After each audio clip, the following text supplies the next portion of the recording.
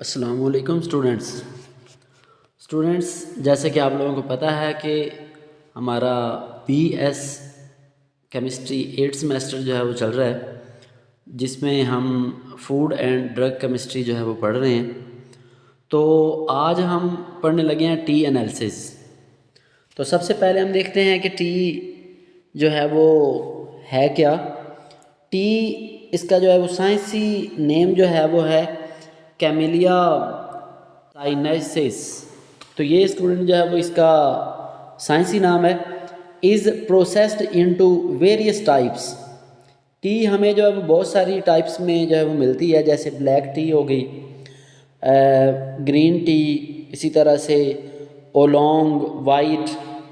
And analysing it's chemical and physical properties ensure it's authenticity, safety and market values.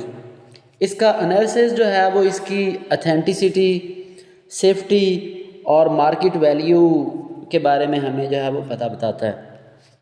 Next student जो है वो हम पढ़ने लगे हैं proximate composition of tea leaves.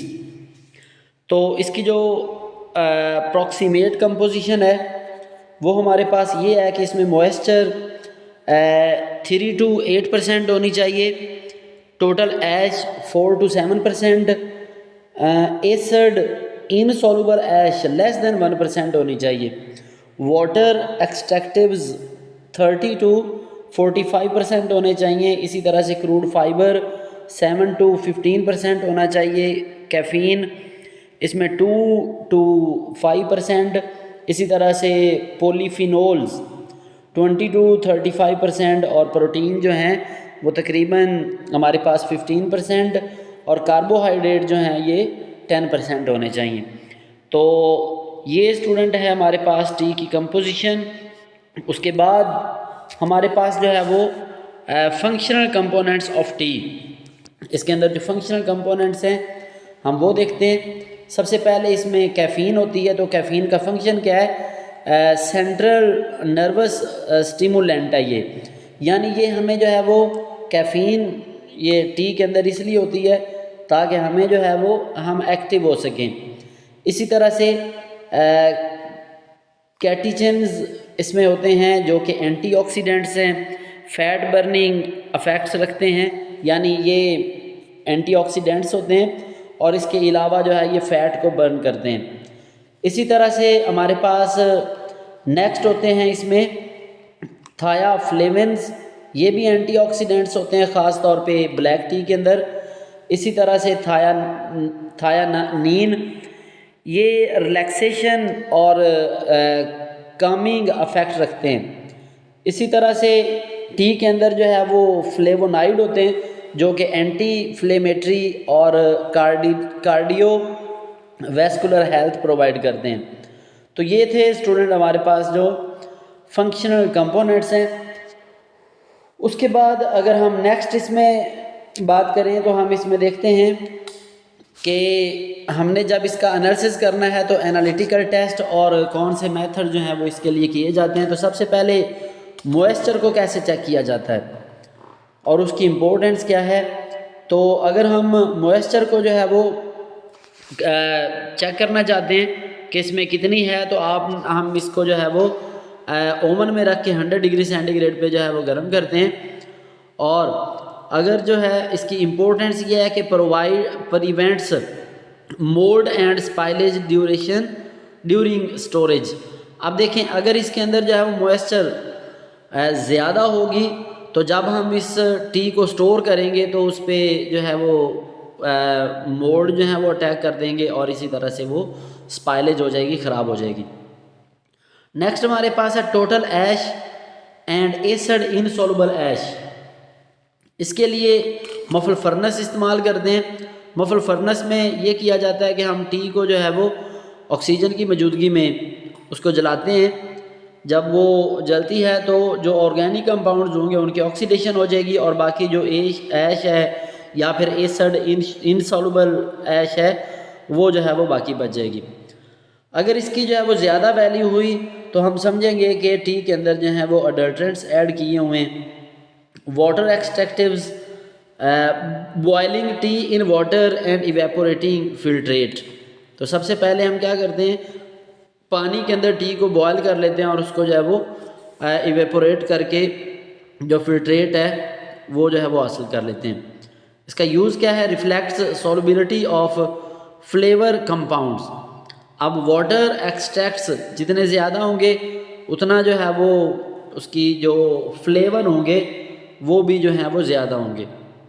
Next हमारे पास जो इसमें एनालिटिकल मेथड है या फिर जो टेस्ट है वो कैफीन कंटेंट है। इसके लिए हम यूवी विजिबल स्पेक्ट्रोस्कोपी, स्पेक्ट्रोफोटोमेट्री या फिर हाई परफॉर्मेंस लिक्विड क्रोमेटोग्राफी को इस्तेमाल करते हैं। इससे हमें टी की क्वालिटी का पता चलता है और स्टिमुलेंट प्रॉपर्टी का पता चलेगा। नेक्स्ट है टोटल पॉलीफिनोल कंटेंट। तो इसको जो है वो चेक करने के लिए हम HPLC, वही हाई परफॉर्मेंस लिक्विड क्रोमेटोग्राफी, या फिर एक रिएजेंट यूज़ किया जाता है जिसको हम बोलते हैं फॉलन CO कार्टियो रिएजेंट जो है वो यूज़ किया जाता है। इससे इसके अंदर जो है वो कितने ऑक्सीडेंट, एंटीऑक्सीडेंट मौजूद हैं उससे पता चलता है। और ये जो है वो नेक्स्ट हमारे पास जो है वो है tannin content.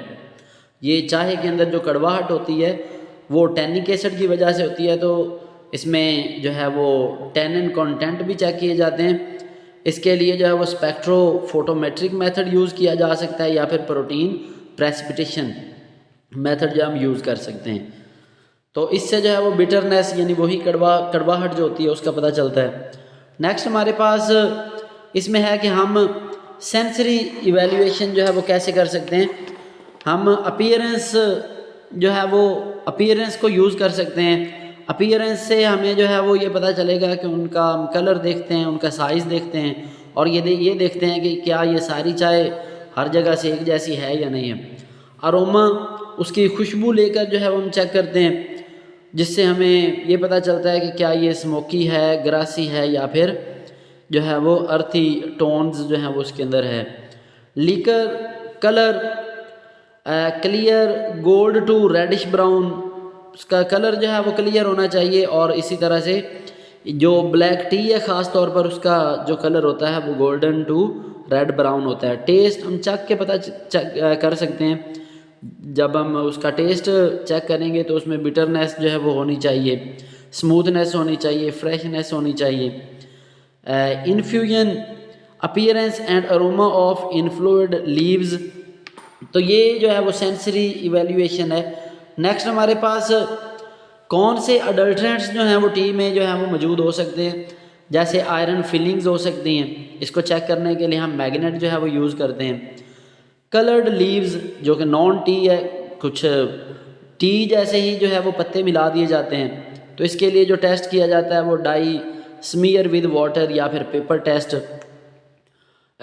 Used tea leaves, अब देखें जो चाय सबसे पहले जो चाय जो है वो यूज़ कर ली जाती है, अब उसको दोबारा जो है वो चाय में ऐड कर दिया जाता है। तो इसको चेक करने के लिए माइक्रोस्कोपी मेथड या फिर वीक इन्फ्यूजन कलर जो है वो यूज़ किया जा सकता है। टैमेरिंड सीड पाउडर, जो हल्दी का पाउडर है वो ऐड किया जा सकता है, तो इसके लिए भी जो है वो डाई टेस्ट या फिर माइक्रोस्कोपी इस्तेमाल कर सकते हैं। कोलतार डाइज इसमें जो है वो ऐड कर दी जाती हैं।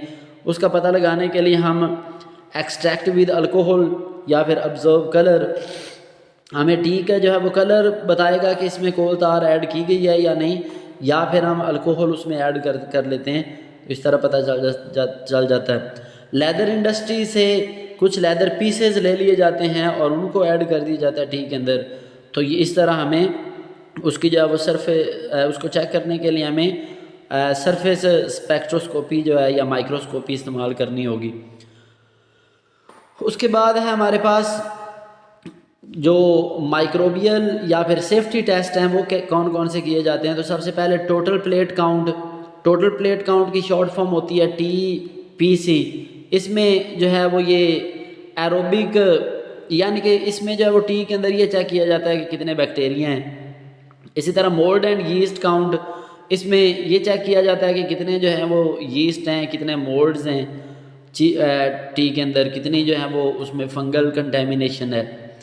इसी तरह से जब ये टी को जो है वो सुखाया जाता है, या फिर ऐसे समझ लें कि जब इसको जो है वो कटाई की जाती है या पत्ते जो है वो तोड़े जाते हैं टी के, तो हो सकता है कि इर्द गिर्द जो है वो जानवर मौजूद हों, तो वो उन जानवरों का जो फीसल है वो भी शामिल हो सकता है।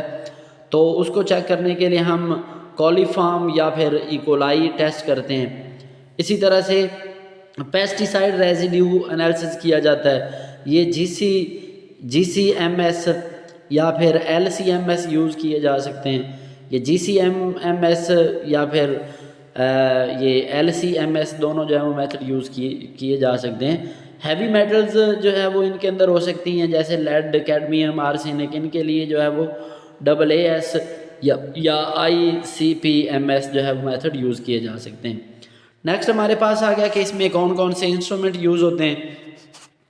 इंस्ट्रूमेंट जो यूज़ होते हैं वो स्पेक्ट्रोफोटोमीटर यूज़ हो सकता है, जो कि कैफीन, पॉलीफिनोल, टैनिन क्वांटिफिकेशन के लिए जो है वो यूज़ हो सकता है। HPLC या फिर LCMS, ये जो है वो ऑपरेटर्स यूज़ हो सकते हैं, जो कि कैफीन, फ्लेवोनाइड और पेस्टिसाइड्स को अलग अलग कर देते हैं। GCMS ये वोलाटाइल अरोमा कंपाउंड या फिर जो है वो पेस्टिसाइड्स रेजिड्यू को चेक करने के लिए हो सकता है। मफल फर्नेस यूज़ की जा सकती है, जो कि मिनरल उसमें होते हैं उनको देखने के लिए। pH मीटर यानी pH को चेक करने के लिए जो है ये जो है वो pH मीटर यूज़ हो सकता है। उसके अलावा हम जो है वो इसकी शेल्फ़ लाइफ जो टी की है उसको कैसे बढ़ा सकते हैं, तो ये डिपेंड करता है कि उसकी जो है वो पैकिंग कैसे की गई है। तो मॉइस्चर प्रूफ पैकिंग होनी चाहिए।